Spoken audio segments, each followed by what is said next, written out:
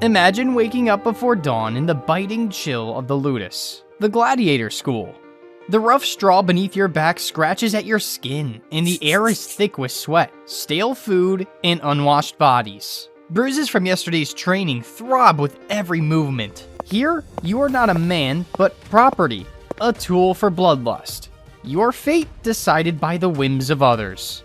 Most new gladiators never see a second year.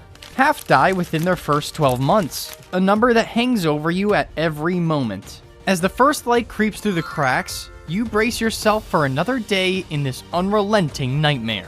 Here, your life is defined by ownership. The chains on your wrist are more than restraints, they are a constant signal that your existence now belongs to someone else. Around you, the cramped cell is filled with the sounds and smells of captivity. The heavy air, thick with sweat and straw, the faint metallic scent of blood, and the shuffle of bodies trying to find comfort on thin cots or the cold floor. Even in the rare moments of stillness, you are never alone. Privacy is gone, replaced by the reality of shared misery and the knowledge that every man here, no matter his past, is now property. Few arrive at Ludus by choice. Most are prisoners of war, criminals, or slaves bought for their strength. Some, known as rati, volunteer, signing away their rights for a signing bonus and a slim hope of prize money. But once inside, all distinctions vanish. The brand seared into your flesh marks you as chattel, a permanent reminder that you are owned. Freedom is a distant memory, and the only real hope of escape lies in earning the wooden sword, the Ludus, a symbol of retirement and the rarest path to liberty. You remember the oath you were forced to swear, Uri Venciri Verberari Feroque Nakari, to be burned, bound, beaten, and killed by the sword. The words are spoken by every new recruit, and with them, any sense of control disappears. Some say the words with defiance, others with fear, but the outcome is the same. The oath is not just a promise of violence, it's an acceptance of complete subjugation. The psychological toll is immediate. Who you were before, the farmer, the soldier, the father, is gone. Now, you are a tool for the crowd's entertainment. Inside the Ludus, the hierarchy is clear and unforgiving. The Lanista, the owner and manager, controls everything. He leases you out to wealthy nobles for games, tracks your value, and decides your fate. Below him are the trainers, often former gladiators themselves, who use their experience to break and rebuild you. They teach through pain, shaping you into a weapon that can survive in the arena. Veteran gladiators, marked by scars in a certain distance, may command some respect, but they remain property, their status never rising above what the Lanista allows. The living conditions are harsh. In Rome's Ludus Magnus, or Carnuntum, the cells are crowded and airless. In Pompeii, the quarters are more open, but the sense of confinement remains. You sleep side by side with rivals, the line between brotherhood and competition always blurred. The lack of privacy erodes your sense of self. The brand on your skin, the chains, the ever-present eyes of trainers reminds you that you are always being watched, always being judged. Socially, you are an outcast. Gladiators are labeled infames, grouped with the lowest ranks of society. You cannot vote, hold office, or expect a proper burial. The crowds may cheer your skill, but outside the arena, you are invisible, denied respect and dignity. This contradiction, celebrated in the arena, shunned in daily life, adds another layer of isolation. Even those who volunteered find themselves cut off from their old world, defined only by their usefulness as entertainment. The psychological strain is relentless. Each day, you wake knowing that your life is not your own. The constant threat of punishment, injury, or death is a weight you carry everywhere. Most gladiators fight only 2 or 3 times a year. The rest of the time is spent in preparation, training, waiting, enduring. The grind consumes you, leaving little space for hope or rebellion. Competition is fierce. Every man in the Ludus is fighting for relevance. Training is not just about learning to wield a sword or shield, but about proving that you deserve to stay alive. To falter is to risk a beating, or worse, to be sold or discarded as unprofitable. The men around you are rivals as much as they are companions. Attachments are dangerous, loss is inevitable, and trust is rare. The morning routine is mechanical. Guards bark orders, and you rise with the others, moving down narrow, shadowed corridors toward the training yard. The dread is familiar, a low hum beneath every action. You know that today, like most days, will be spent in the relentless cycle of drills, sparring, and survival. The sand and the wooden post of the yard wait, and the trainer's voices cut through the morning. Each step outside the cell is a reminder. You are here to be shaped, tested, and, if you're lucky, survive another day. As you cross into the training grounds, the weight of what lies ahead settles in. The routine is punishing, and the expectations are clear. The grind of survival begins again, and with it, the struggle to hold on to whatever remains of yourself. Every day in the Ludus is shaped by the grind of survival. The routine starts with the weighted wooden sword in your hands, heavier than any real weapon, sometimes twice the weight, as Gallon described. Each swing is meant to build strength and force your body to adapt. The handle digs into your palm, already roughened from days of repetition, as you face the wooden post, or palace, planted firmly in the sandy yard. You strike again and again, sweat running down your neck, muscles burning from the effort. This is not just about hitting a target, it's about building the endurance and precision that might keep you alive. The trainers, most of them scarred veterans, move among the recruits. Their voices cut through the clatter, demanding more speed, more power, more control. When they see a mistake, they stop you, correct your grip, and make you repeat the move until it is automatic. Some drills focus on punctum, a precise thrust meant to bypass armor, while others emphasize sesum, a heavy downward chop. Each technique is drilled endlessly, always with the knowledge that the real test will come in the arena, where mistakes are fatal. You notice the different roles assigned to each man. The trainers assess your build and temperament, then assign you a fighting style that will entertain the crowd. One man struggles with a weighted net, practicing as a Retarius, relying on speed and strategy. Nearby, a larger recruit trains as a Secutor, encased in heavy armor, leaning to outlast and overpower his opponents. These asymmetric pairings are no accident. The public prefers to watch mismatched fighters, and your training is shaped by what will keep the audience engaged. The weapons and armor you use in training are deliberately heavier than those you'll take into the arena.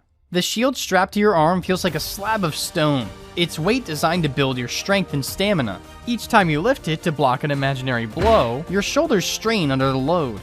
Trainers circle, watching for signs of fatigue or hesitation. If you falter, they are quick to correct you, sometimes with words, sometimes with a sharp crack from a cane. As the sun climbs, the heat intensifies. The yard fills with the smell of sweat, dust, and old blood. You see a man collapse, his breath coming in ragged bursts. The trainer's response is cold. Get up! There is no compassion here. If you can't rise, you are marked as weak. In the arena, falling can mean death. Here, it means you risk being discarded or forced into a fight before you're ready. The drills grow harder as the day goes on. Raw hide binds the cuts to your hands, but the pain remains. Sparring sessions begin, and you face another recruit. Both of you exhausted. You circle each other, exchanging blows, each strike echoing in the yard. The trainers watch, judging every move. Sometimes a match ends with a minor injury, a cut, a bruise. The loser is dragged away, and the lesson is clear. Weakness is not tolerated. The entire environment is designed to mimic the arena. Sand beneath your feet shifts as you move, forcing you to find balance and adjust your stance. Every exercise is intended to create muscle memory, to make your reactions instinctive. The trainers don't just want you to master a technique, they want you to survive. Some matches in the arena are sine missione, no chance of mercy, no surrender.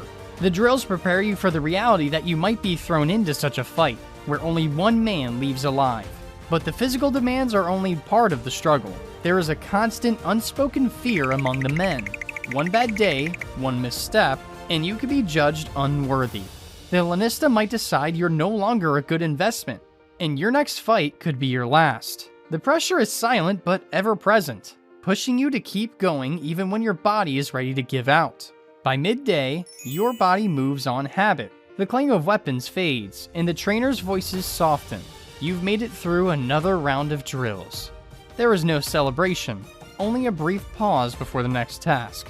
As you walk toward the eating quarters, the fatigue settles in, heavy and persistent. The day is far from over, and you know the routine will start again soon. Nothing about this life is easy. The crowd that will one day watch your fight will never see the hours spent here, the pain or the fear. They will only see the moment you step into the arena, ready or not, and decide your fate with their cheers or silence. Now the moment arrives that training could never fully prepare you for. The air shifts as you move through the tunnel, the stone walls on either side closing in, guiding you toward the blinding light ahead. You march in silence with the others, armor clinking, each step measured. The ritual is unmistakable. This is the Pampa, the ceremonial procession that brings gladiators into the heart of the Colosseum. The arena itself, vast enough to hold up to 60,000 spectators, looms above, its tiers packed with people who have come for one reason: to watch. Preparation started long before the walk. In the barracks, you dressed in armor chosen for your fighting style, every strap checked and retied. The sword in your hand feels heavier than ever, the shield awkward but necessary. The trainers said little, each man focused on the ritual, aware that for some, this would be the last time. The silence was broken only by the distant noise of the crowd, already restless with anticipation. As you near the entrance, the heat intensifies. Sunlight pours in, and the sand radiates warmth that seeps up through your sandals. The sound outside grows louder, a steady rumble that builds until it erupts as you step into the open. The brightness is overwhelming, and for a moment, you can see nothing but a blur of color and movement. The crowd's roar is not just noise, it's a force. It vibrates through your chest, making it hard to draw a steady breath. You scan the rows of faces, a sea of strangers who have come to be entertained. Their excitement is obvious. Some shout, others wave, and many chant the names of their favorite fighters. Children sit on shoulders, wide-eyed. The arena's design amplifies every sound, every gesture, making you feel exposed and small. The sand beneath your feet shifts with each step, dust swirling in the heat. The smell of sweat, smoke, and iron hangs in the air. The games are more than a spectacle. They are a display of power. Politicians and emperors sponsor these events to win favor, to distract, to impress. The host of the games, draped in a toga, sits in a place of honor, flanked by guards and officials. Sometimes the emperor himself presides, his gaze fixed on the sand below. The crowd's move holds real power. Their voices can sway the decision of life or death. But the final verdict comes from the host or emperor who watches for the signal. A thumb turned up or down. Combat begins without warning. The clang of metal rings out, but you focus on the heat, the glare, and the rough edge of your shield. Nearby, Aretarius swings his net, the sun catching on its cords as he circles a secutor, whose heavy armor glints in the light. The movement is fast, chaotic. Sand sprays up with every step, sticking to sweat and open wounds. The crowd shouts, some calling for mercy, others for blood. While chants like Iugala echo, you know it is a silent gesture of the thumb that will truly decide a man's fate. You block a strike, feeling the jolt run through your arms. Instinct takes over as you counter, the lessons from endless drills guiding your movements. The sounds around you fade as you focus on survival. The sand, the heat, and the pressure of so many eyes narrow your world to the space between you and your opponent. You land a blow. The blood splatters across your chest. The crowd erupts, their excitement rising. For a moment, you are aware only of the pounding in your ears and the grip of your sword. A gladiator nearby falls to his knees, raising a finger in surrender. The arena quiets, the crowd's attention shifting. Some demand death, others plead for mercy. The host, or the emperor if present, weighs their reaction. The decision comes not from the noise, but from the turn of a thumb, a gesture that ends or spares a life. If spared, the defeated might live to fight again. If not, the end is swift and public. Victory brings its own ritual. Survivors receive a palm branch or a crown, a brief moment of recognition amid the chaos. The reward is not just survival, but a symbol of skill and luck, something to hold on to until the next fight. The crowd celebrates, but the sense of relief is temporary. The physical and psychological toll remains, and the knowledge that tomorrow could bring another summons to the arena never leaves. As you leave the sand behind and the gates close, the noise of the crowd fades. The weight of what you've endured settles on your shoulders. You have survived, but at what cost?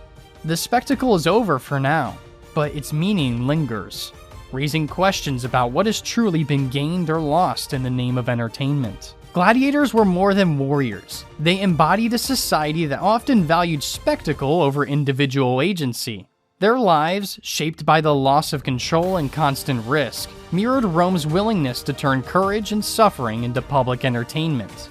The Colosseum was not only a stage for skill, but a tool for emperors to maintain power, offering bread and circuses to distract from deeper issues. These games endured for centuries, only ending in AD 404. As we consider their legacy, we're left to question what our own appetite for spectacle reveals about us. If this journey moved you, subscribe to explore more hidden truths of history.